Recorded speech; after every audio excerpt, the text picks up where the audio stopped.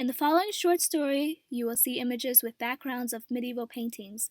These backgrounds are used to represent the original setting and nobility of the knights in The Knight's Tale. Through the following visual and storyline, we will show elements of intertextuality and class issues by comparing and contrasting Chaucer's original tale, depicted by the medieval backgrounds, with our tale, depicted by everything else that you see. Weems Productions presents The Drug Dealer's Tale by Shane O and Nikki Quinn, narrated by Nikki Quinn. One day, two lowly drug dealers working for the drug lord Creon are kidnapped by the leader of an enemy drug cartel, Theseus, as retaliation for Creon killing one of Theseus's best dealers.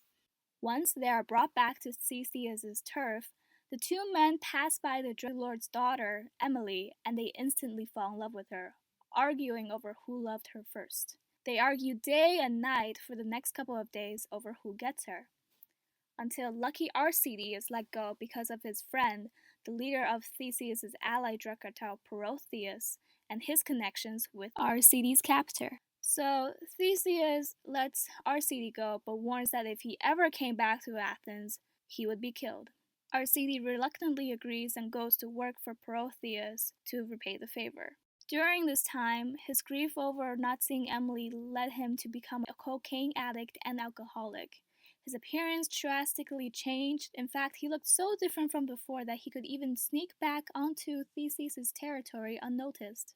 One night, while high on cocaine, Arcady experienced a hallucination where the great Mexican drug lord El Chapo, revered by aspiring drug dealers everywhere, appeared in front of him and urged him to go back to Theseus' territory. He does so and gets a job working as a carrier for Theseus' drug cartel under the pseudonym Philostrate, where he sees Emily every day but still cannot do anything about his undying love for her. So he goes to the bar one night, gets drunk, and rambles about his misery.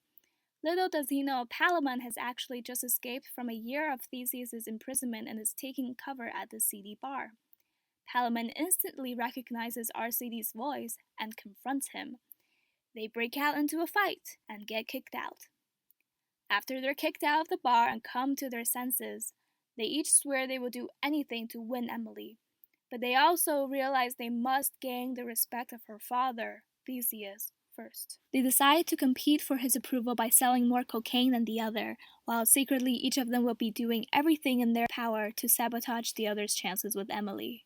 So instead of trying to improve themselves to win over Emily, they just decide to make the other look worse. First, Arcady swaps Palamon's packages of cocaine with packages of rat poison, hoping that the death from poisoning will negatively affect Palamon's sales.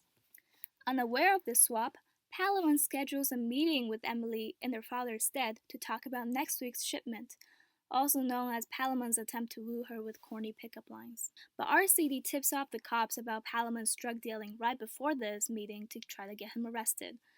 However, Palamon figures out that the cops are on his tail and lays low, but he misses his meeting with Emily in doing so. Arcady, upset that his trap did not go to plan, sees another chance to sabotage Palamon's chances by telling Emily made-up stories about Palamon's past abusive relationships.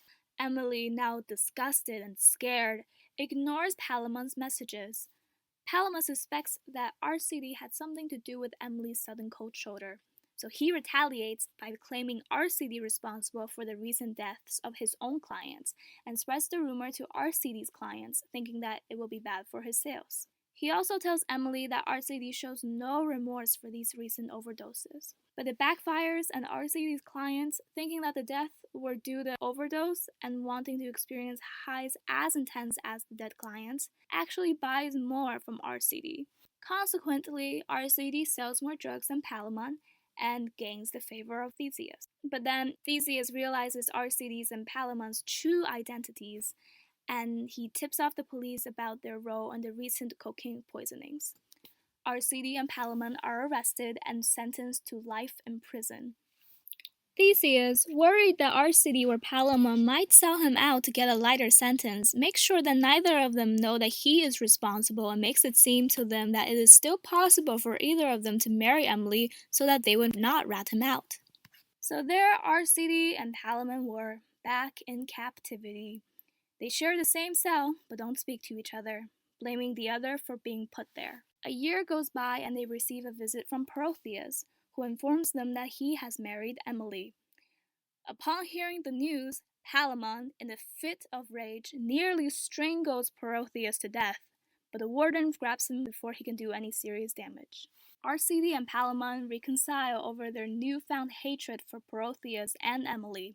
They now blame Emily for their demise, claiming if it wasn't for her, they would never have gotten caught and their business would never have been ruined. They renewed their bro code, centering around the phrase mates before dates. They form a pact to move on from Emily and to never let another woman get in the way of their friendship.